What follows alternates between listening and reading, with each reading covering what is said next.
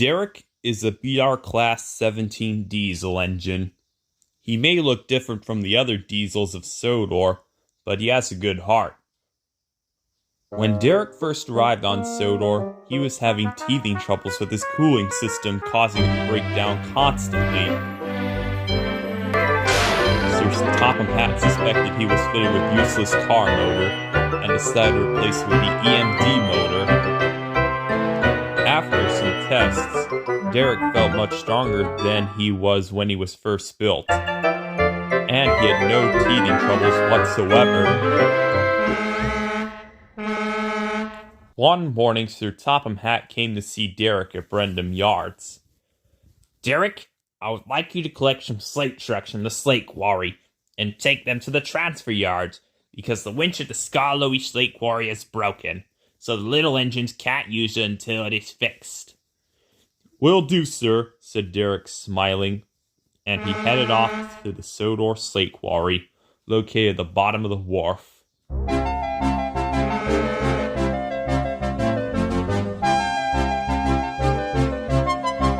All was going well until he reached Gordon's Hill, the steepest hill to climb on Sir Topham Hatt's railway. Derek remembered breaking down here all too well. "Not this hill again," he grumbled. But before he knew it, he was at the top and cruising down the other side. "Oh, I really am fixed properly," he said, smiling. "At least that's a relief," said his driver. Derek delivered the trucks to the transfer yards where Sir Handel was waiting with his trucks, then set off back down the line.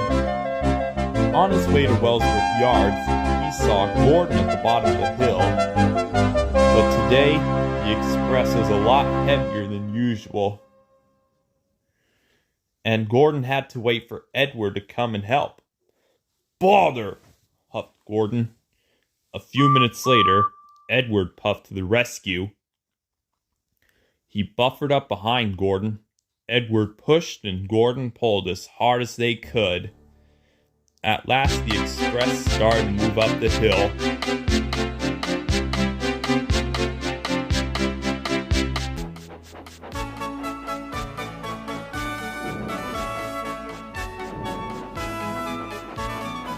Derek had been watching from the top of the hill.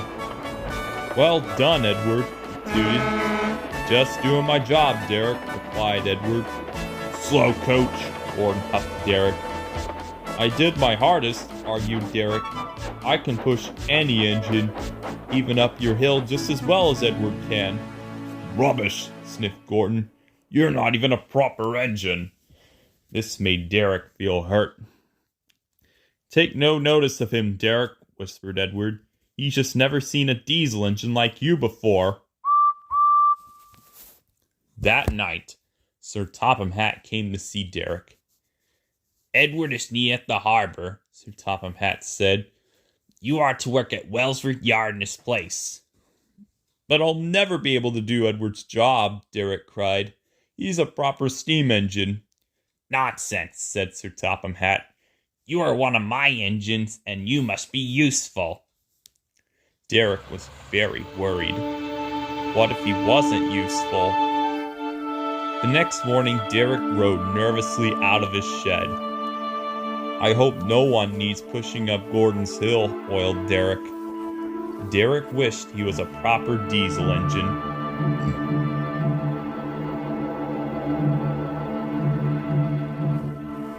At last, Derek arrived at Wellsworth Yard. There were lots of trucks, and they looked very heavy.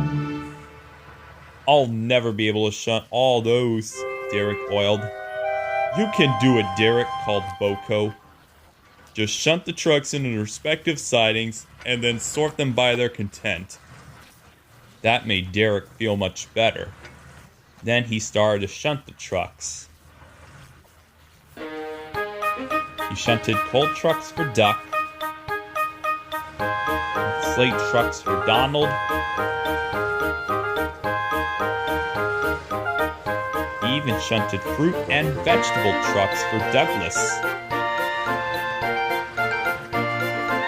Boko was right. Maybe I can do it, Derek puffed. Then, Gordon sped past. He was pulling the express with 5 coaches. Derek watched as Gordon puffed towards the hill.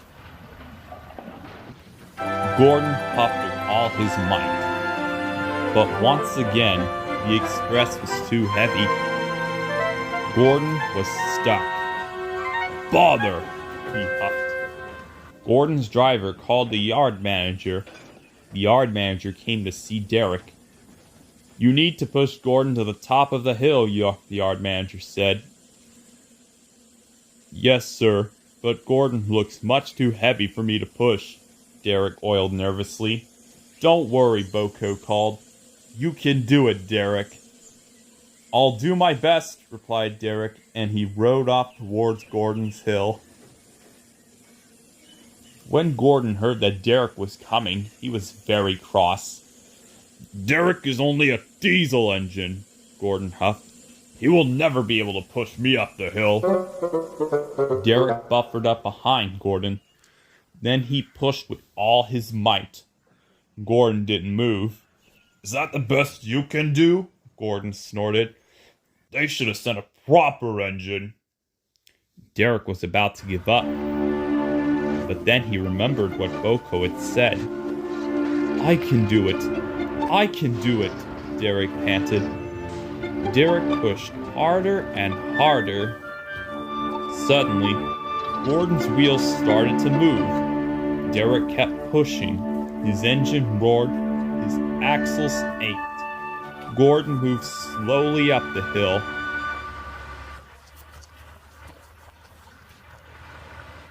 When Thomas saw Derek pushing, he blew his whistle with excitement. You can do it, Derek. Go on, cried Thomas. Derek huffed and shuffed, but at last he pushed Gordon right to the top of the hill. Gordon was impressed. Now his express would run on time. Derek was tired. He was very proud. I did it, he huffed excitedly. That night, Topham Hatt came to see Derek. Today, you are a very useful engine indeed, he said. Thank you, sir, Derek oiled. And even though Derek was a diesel engine, he felt like a proper engine after all.